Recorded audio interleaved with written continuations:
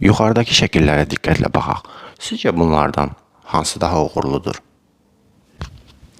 Əgər sizdə sağ tərəfdəkinin daha uğurlu olduğunu düşündünüzsə, böyük ehtimalla halo effektinə məruz qaldınız. Bəs halo effekti nədir? Bugün bunun haqqında danışacağıq.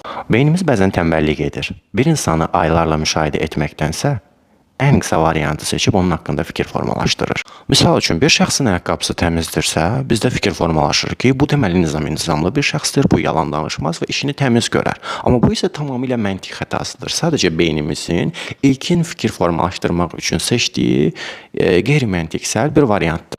Halo effekti bizim bir müsbətə fokuslanıb, hər şeyi müsbət görməyimizə gətirib çıxara bilən bir şeydir. Misal üçün, bunu gəlin ticarətdən misal çəkək. Apple brendi yaxşı telefon istehsal edir və biz bunu bəyənirik. Sabahları Apple gedib bir boş qap çıxarır və bizdə avtomatik olaraq bu fikir formalaşır ki, Apple bunu çıxarıbdırsa, deməli bu keyfiyyətlidir. Baxın, bu halo effektidir. Artıq biz buna məruz qalırıq.